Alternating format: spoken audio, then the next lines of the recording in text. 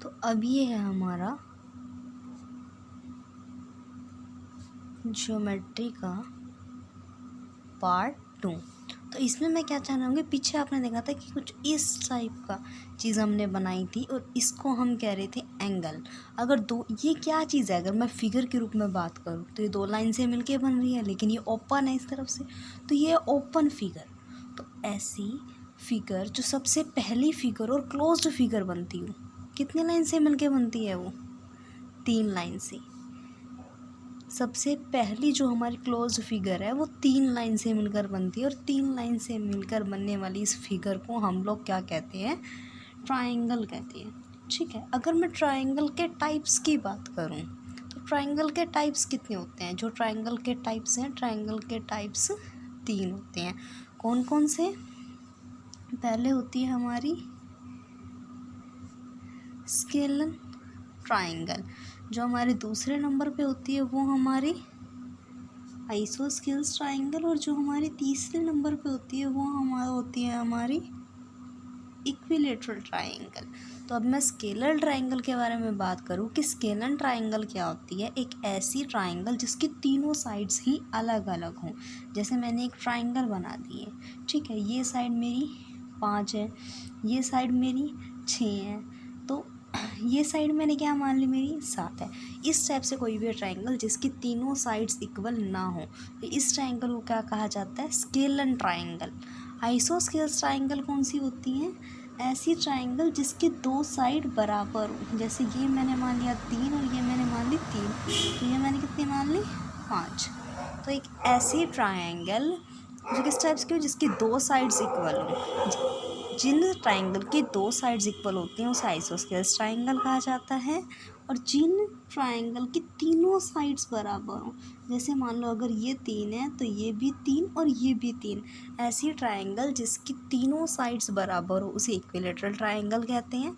ऐसी ट्रायंगल जिसकी दो साइड्स बराबर हो उसे आइसोस्केल्स ट्रायंगल कहते हैं। और ऐसी ट्रायंगल जिसकी एक भी साइड बराबर ना हो उसे स्केलन ट्रायंगल कहा जाता है। तो सबसे पहले मैं क्या करूँगी, इनके पैरामीटर की बात करूँगी। अगर मुझे इन तीनों ट्रायंगल का पैरामीटर निकालना है तो वो कैसे निकलेगा?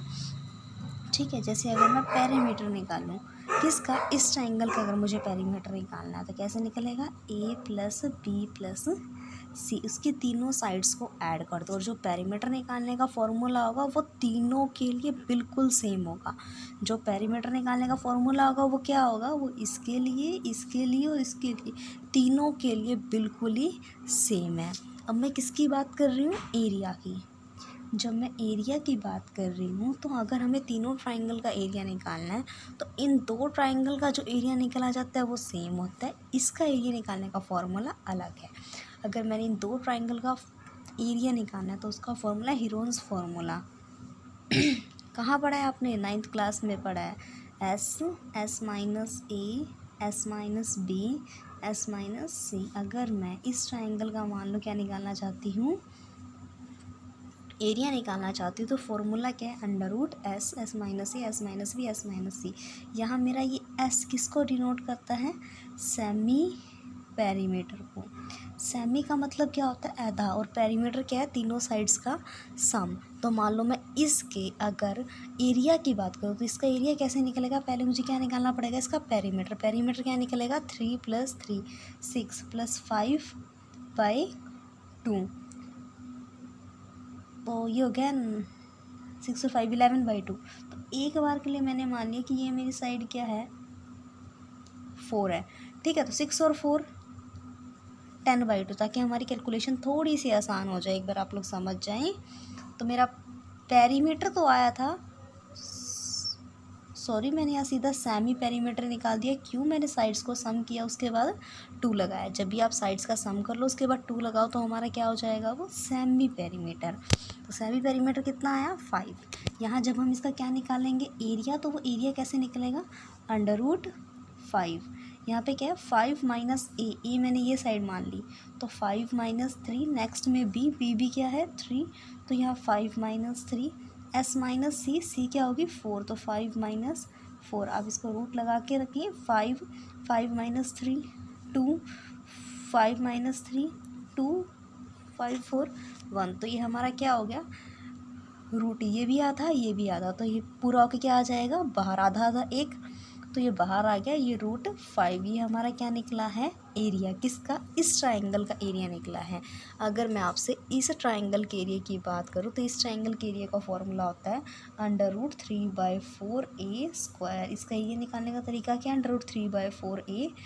तो इसके लिए मुझे क्या करना होगा, 3/4, a की वैल्यू क्या है 3, तो यहाँ पे हो गया 9, तो ये हमारा निकलेगा 9√3/4। ये हो गया हमारा इस ट्राइंगल का एरिया। कई बार इक्विलेटरल ट्राइंगल में हमें हाइट गिवन होती है। मान लो ये मेरी कोई ट्राइंगल है, इसकी हाइट मुझे किसी ने 6 दे दी, और अब वो ये जानना चाहते हैं कि इसकी जो साइड होगी वो कितनी होगी, मतलब ये ए, वो मुझे खुद फाइंड करनी है। तब उसका फॉर्मूला होता है h = √3/2a। तो अगर मुझे h की बना तो h की वैल्यू मैं यहाँ रख लूँगी 6 = √3/2। a की वैल्यू कितनी हो जाएगी a, ये यहाँ गया तो क्या हो गया 12 = √3a। तो 12/√3 मेरा इक्वल हो जाएगा a के।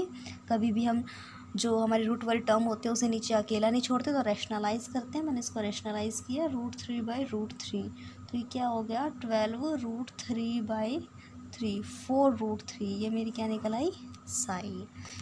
तो ये क्या थी हमारी इक्विलेटरल ट्राइंगल।